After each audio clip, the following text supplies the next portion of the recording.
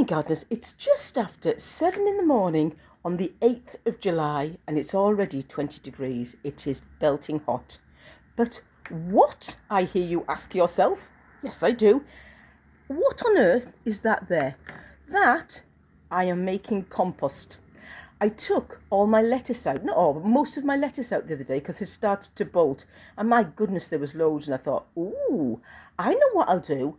I have loads of compost and it's hydrophobic. It just doesn't soak up the water. I thought, okay, I'm going to build it up in layers with all of the lettuce and other bits and bobs from around the garden in pots. And look how many pots I've got there.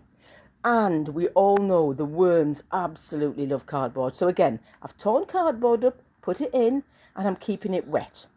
But let me talk about moving furniture.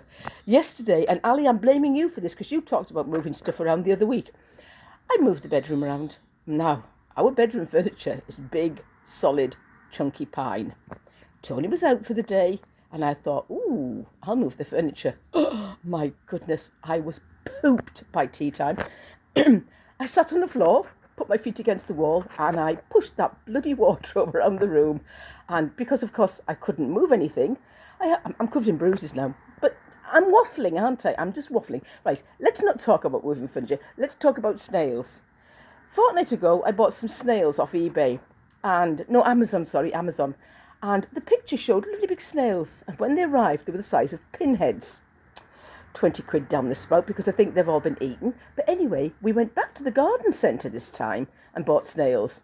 Another 18 quid for 5 snails. Ramshorn snails, £18 for 5 of the blighters. I must be crackers, I know. But look how lush the garden is. So let's have a slow walk down. Oh, I'm still aching. Bloody furniture moving. Anyway, let's have a slow walk down. I'll show you where the lettuce were. And I've replaced them with little turnips, just little clusters of turnips. So the lettuce were in there. Lettuce are out, turnips are in. Look at that chard. Look at the pink and white of that chard. Ah, my goodness, it's beautiful. Bit of a beet leaf miner issue, but I keep picking off the affected leaves. And what I do is I stamp all over them to make sure that nothing is surviving. Yeah, I'm a murderer. I'm a beet leaf miner murderer, and I couldn't give a hoot. They are eating my produce and they needn't bother the bloody selves. Climbing up the side of the shed there is the mini muncher cucumber. Now, I don't know how tall it's meant to grow. I thought the emphasis was on mini, but it's growing. It's growing quite well. And I'll train it over the arch if I have to. And carrots on top of the log store. Now, they said about keeping carrots moist to keep them growing.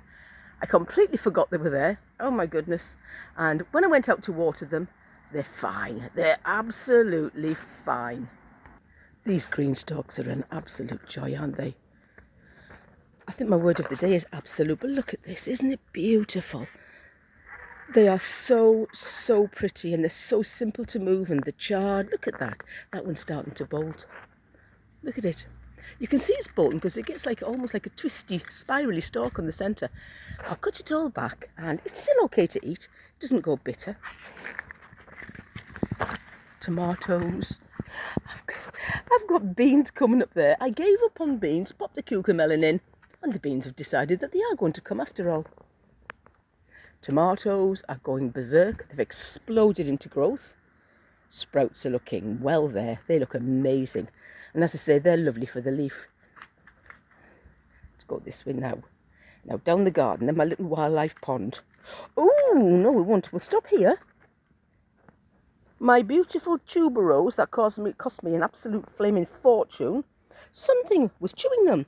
I tipped the pot over and underneath was one of those, the big hovercraft, I call them, slugs, the big orangey ones with a big flange on it.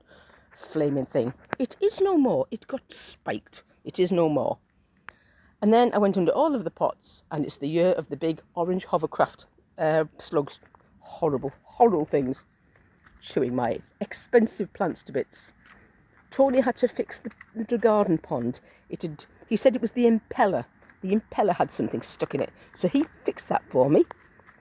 And I have got 5 snails that cost me, £18. I don't know if you can see one across there on the side, just below the little garden gnome. Now, I don't know if you watch Bob Mortimer. I think they're called Gone Fishing. Or is it Gone Fishing? I'm not sure. Anyway, that is Bob. And that is Paul. So we have Bob and Paul sitting by our pond. I have some beautiful big ram's horn snails. That cost me a small fortune. Ali, I had a heart-stopping moment when you talked about sweet peas cross-pollinating with your beans. They don't. They're completely different species. So thankfully, they don't.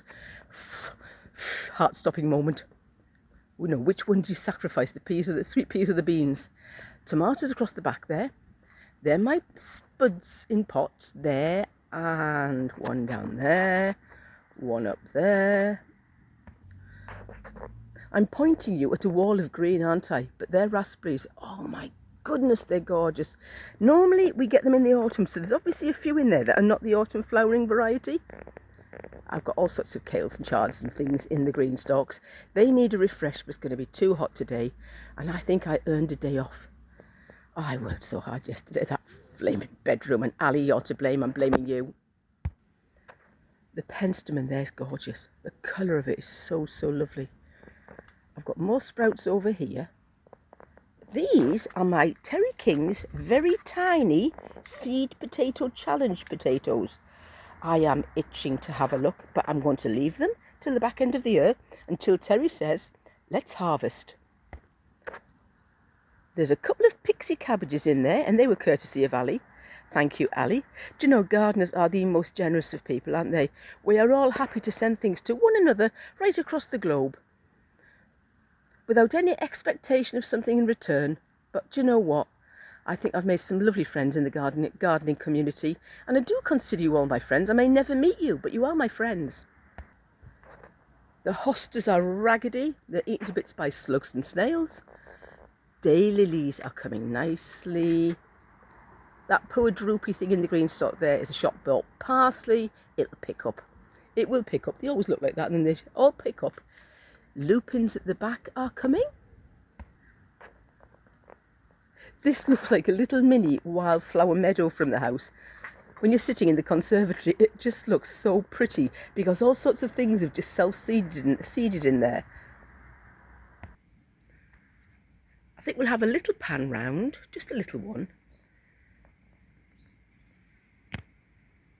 Isn't it lovely? Oh, the colour. But the growth has exploded.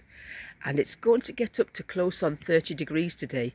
And we're from the northeast of England. We don't cope with temperatures like that. It's just way too hot. And I will not be moving furniture around. I'm going to sit and sort through all the drawers one at a time. And I'm ashamed to say I put four big bags of stuff to send to the charity shop. Some of it still has labels on. I will never be a size 10 again. There is no point hanging on to it. And yes, I could sell it. That's not my thing. I would far rather give it away, and I'm considering it my charitable donation. So that's us this morning on the 8th of July, just after 7 in the morning. The sun will soon be up, and it'll be just too darn hot to get out in the garden. But you enjoy your day and stay safe, stay cool, and for goodness sake, make sure you stay hydrated, folks.